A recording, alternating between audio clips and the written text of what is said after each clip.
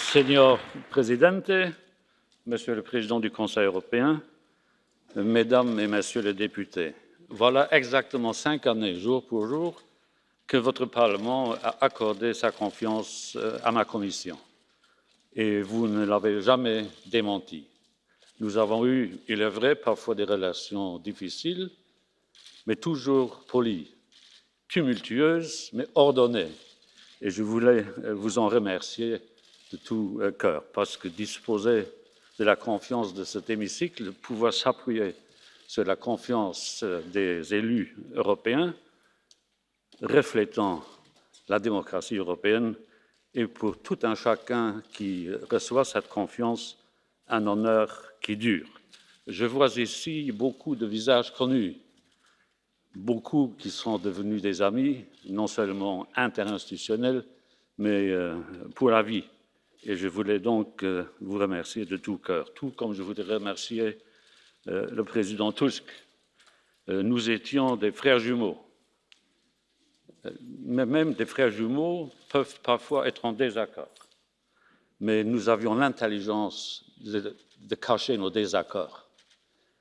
Et donc, pour vous, c'est probablement une surprise qu'il nous est arrivé d'avoir des désaccords. Mais je voulais remercier Donald pour sa complicité sans faille, pour une amitié qui restera et qui m'honore. Les amitiés, on emploie ce mot à tort et à travers, en politique, sont rares. Surtout au sein d'une même famille politique, ils sont encore plus rares au sein d'une même famille politique. Mais sans Donald, je n'aurais pas pu faire ce que j'ai pu faire. Et je voudrais, puisque je m'adresse pour la dernière fois à cet hémicycle, aussi souhaiter bonne chance à Madame von der Leyen, qui est la personne qu'il nous faut à la tête de la Commission et qui a besoin de nos encouragements et de nos souhaits. Bon vent, Ursula. Et je voulais remercier aussi mes commissaires. Parce que sans eux, je n'aurais rien pu faire. Ce sont des hommes et des femmes qui, individuellement et collectivement, ont bien mérité de l'Europe. Et merci pour ça. Muchas gracias, obrigado, merci, vielen Dank.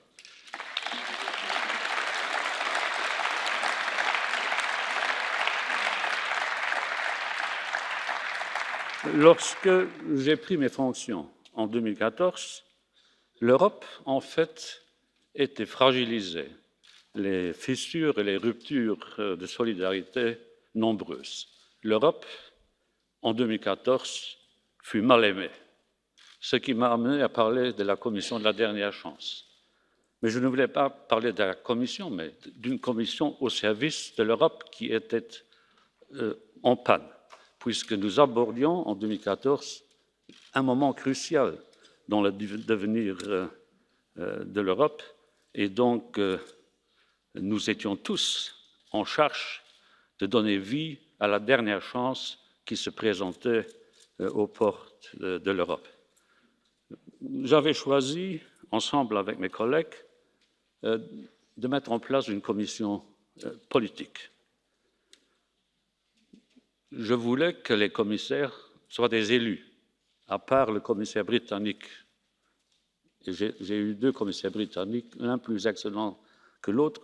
Tous les commissaires étaient des élus, soit au plan national, soit au plan européen. Je voulais que les commissaires soient des visages connus dans leur pays et en Europe. Je les avais invités de ne pas s'enfermer à Bruxelles, de ne pas s'emmurer dans le Berlaymont, mais de circuler, d'expliquer, de dialoguer avec d'autres élus et avec les opinions publiques et donc les citoyens. Nous avons organisé au cours de ces 5 années 1815 dialogues citoyens et les commissaires ont assisté et ont visité 911 fois les parlements nationaux et les parlements régionaux. En début de mandat, je vous avais promis que la Commission se concentrerait sur l'essentiel, to be big on big. Et nous voulions mettre un terme à l'inflation législative qui, jusqu'à ce moment-là, a caractérisé l'action de la Commission. Nous l'avons fait puisque nous avons présenté 84% d'initiatives législatives en moins par rapport aux commissions précédentes. Nous avons retiré 142 propositions législatives et nous avons modernisé 162 lois existantes. Qui fait mieux? Nous avons tout fait pour faire ce que nous avons promis, mais cela n'empêche pas les uns et les autres de poursuivre le jeu qui consiste à reprocher à la Commission d'être trop tentaculaire, de s'occuper de tous les préjugés en la vie tenace en Europe. Tout a changé, mais on fait comme si rien n'avait changé. Lorsque je me suis présenté devant vous, j'avais 3 mots d'ordre dont je voulais qu'ils dictent la conduite de la Commission. Croissance, emploi et investissement. Nous sommes en train de vivre le 25e trimestre consécutif de croissance. Nous avons connu 7 années de croissance en Union européenne. Nous avons créé 14 millions d'emplois. Le chômage est le moins élevé depuis l'an 2000. 241 millions d'Européens sont en travail, un taux d'emploi de 73,9%. Le plan Juncker a généré des investissements de l'ordre de 432 milliards. Au début, alors qu'on pensait que ce plan resterait un échec, des propos en l'air, on parlait du plan Juncker. Maintenant que c'est un succès, on parle du Fonds européen des investissements stratégiques. Ainsi va l'histoire. 1 million d'emplois ont été créés grâce à ce plan. Et nous avons donné une autre grille de lecture au pacte de stabilité et de croissance en flexibilisant certaines de ses dispositions. Nous l'avons fait contre la volonté de beaucoup d'États membres qui n'ont jamais formellement approuvé les lignes de flexibilité dont nous avons enrichi le pacte de stabilité, mais le résultat est là. Les déficits sont passés de 6,6% à 0,7%. Cette flexibilisation sage, réfléchie, intelligente du pacte de stabilité nous a permis de répondre présent lorsque l'Espagne, le Portugal, l'Italie et la Grèce ont demandé que nous agissions en leur faveur. J'ai connu, mes chers amis, dans mon mandat, des déceptions et des réussites. Déceptions parce que, en dépit de nos efforts, nous n'avons pas réussi à faire avancer le dossier de la réunification chypriote. Là encore, temps perdu. Nous n'avons pas été à même de conclure un traité avec la Suisse, en dépit de nos efforts qui furent nombreux et intenses. Nous n'avons pas réussi à parfaire l'union bancaire. Pas faute de propositions de la Commission, mais grâce au non-effort des États membres.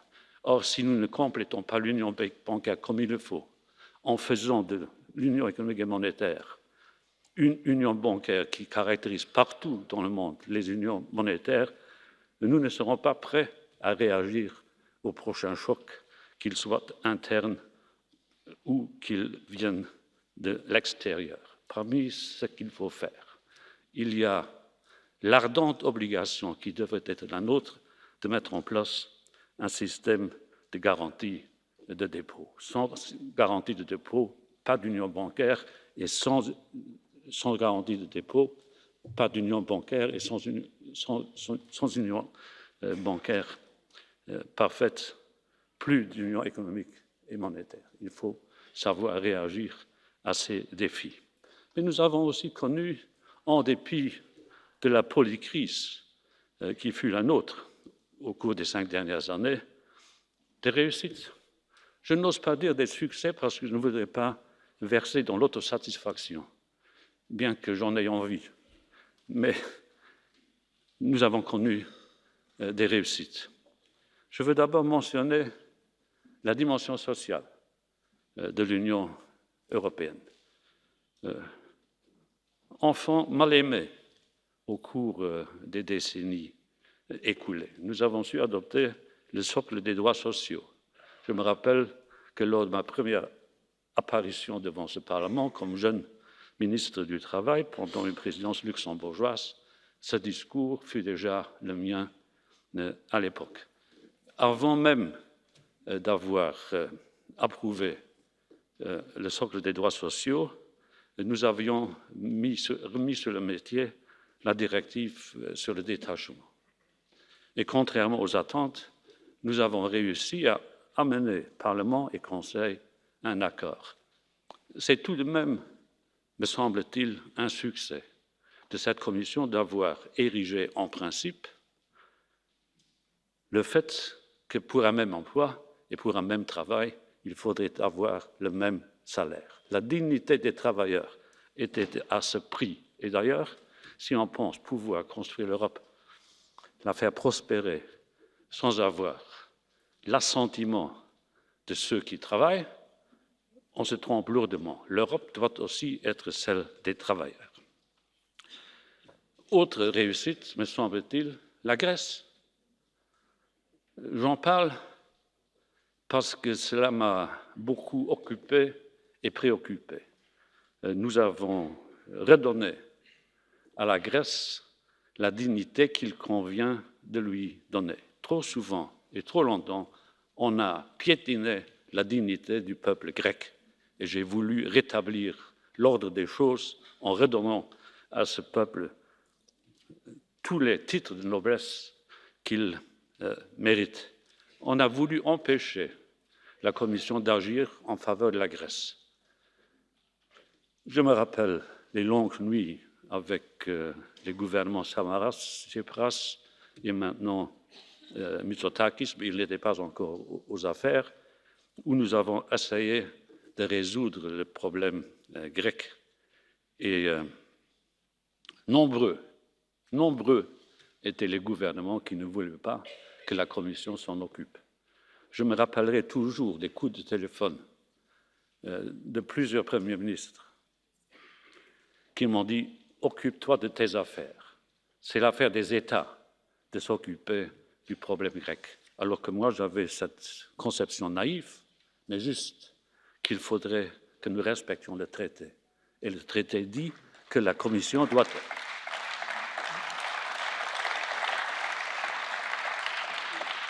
Et le traité dit que la Commission est en charge de l'intérêt général de l'Europe. Il était de l'intérêt général d'éviter la décomposition de la zone euro, et donc nous avions raison de faire ce que nous avons fait. L'Afrique, oui. Européens, on ne peut pas oublier nos premiers voisins. Ils sont africains. C'est un continent qui a besoin de notre solidarité, mais non pas seulement de notre charité. La charité est un réflexe ancien des Européens, alors qu'aujourd'hui, il s'agit de mettre en place un véritable partenariat égal entre l'Afrique et l'Europe. Investir en Afrique, créer de l'emploi en Afrique, tel doit être le leitmotiv de notre action, et ne pas voir l'Afrique à travers le seul prisme de la crise des réfugiés. C'est blesser dans leur honneur les Africains que d'envisager les relations avec l'Afrique seulement en ayant à l'esprit les réfugiés. Mais faisons sur place ce qu'il faut faire pour que les malheureux ne se jettent pas dans les océans. Réfugiés, oui. Succès ou non, le bilan est mieux qu'on ne le penserait, mais il pourrait être mieux encore si le Conseil, comme l'a fait le Parlement, avait suivi toutes les propositions que la Commission avait soumises à la méditation du co-législateur, un premier volet sur la relocalisation en mars 2015 et un autre en avril 2016 sur la réforme du système de Dublin.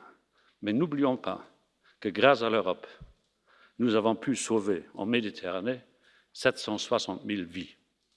760 morts de moins grâce à l'action qui fut celle de l'Europe. Et puis, c'est le seul survivant qui applaudit. J'avais dit en mars 2015 ce que nous allions faire en matière de réfugiés. Et le Parlement m'a applaudi debout. Et j'avais dit alors, aujourd'hui, vous m'applaudissez. Est-ce que vous êtes sûr que d'ici 2 ans, vous m'applaudirez toujours? Les applaudissements furent plus minces 2 années après, parce que dans beaucoup de pays, la politique intérieure a pris le dessus sur l'élémentaire solidarité qui aurait dû être la nôtre. Je me suis beaucoup occupé, alors que je n'y pensais pas lorsque je suis arrivé à la tête de la Commission, du commerce international. Sujet difficile, hautement controversé dans tous nos pays, avec souvent de bons arguments plaidant contre des accords commerciaux faits à la va-vite. Mais nous avons changé cela. Nous avons conclu 15 accords commerciaux internationaux. Nous avons aujourd'hui des accords commerciaux avec 60 pays, ce qui reflète 40% de la richesse globale. Les trade agreements nous aident à être présents sur la scène internationale à un moment où les États-Unis tournent le dos au multilatéralisme et donc à la solidarité organisée avec les autres. Wir müssen auch über die Rolle Europas in der Welt reden. Der größte europäische Erfolg, die größte Leistung bleibt die Tatsache, dass wir den Frieden in Europa erhalten konnten. Das klingt alles so selbstverständlich, ist es aber nicht. Es gibt heute, as I'm speaking, 60 Kriege weltweit. Kein einziger Konflikt kriegerischer Natur findet auf dem Territorium der Europäischen Union statt. Territorium, das der Schauplatz der blutigsten kriegerischen Auseinandersetzungen in den vergangenen Jahrhunderten, sogar noch im letzten Jahrhundert war. Frieden ist nicht selbstverständlich und wir sollten stolz darauf sein.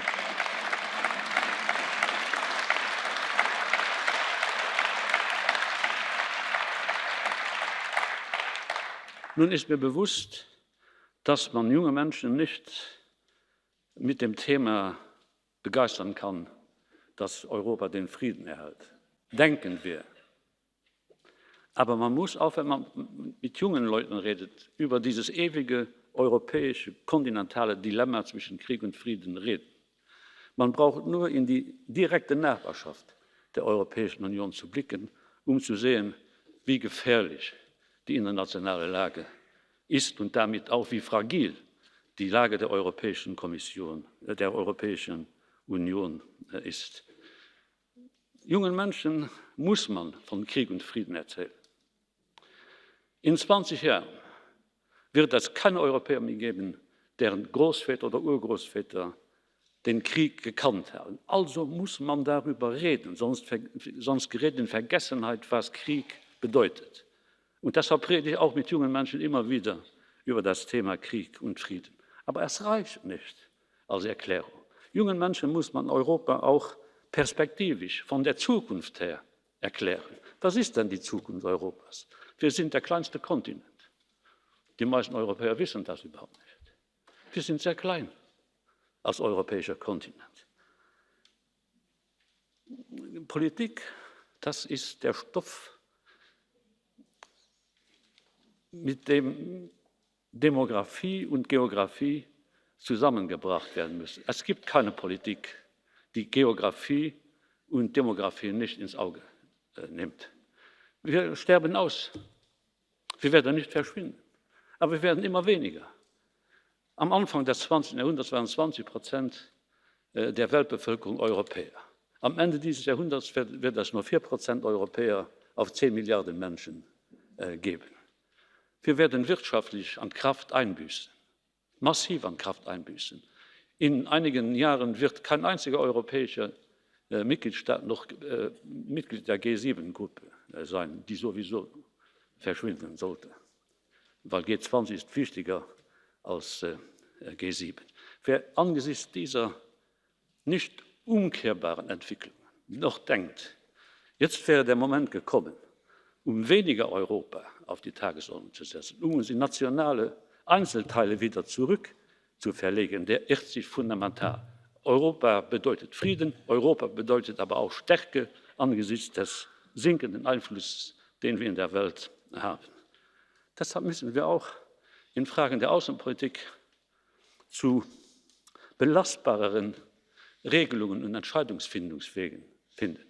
Ich plädiere noch einmal dafür, dass wir auch in Fragen der Außenpolitik mit qualifizierter Mehrheit im Rat entscheiden. Nicht in allen Fragen, aber dort,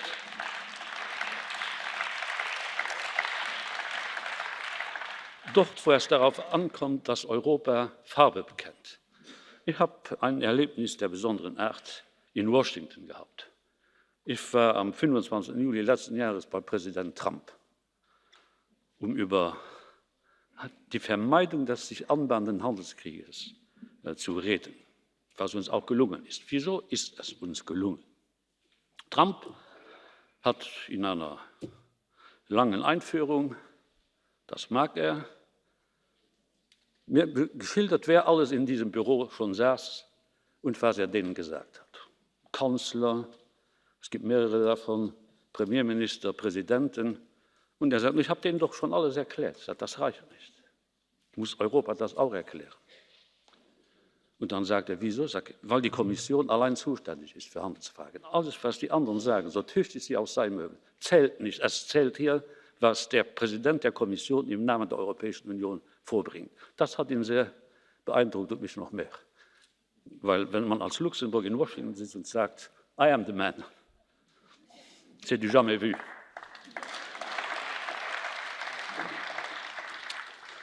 So,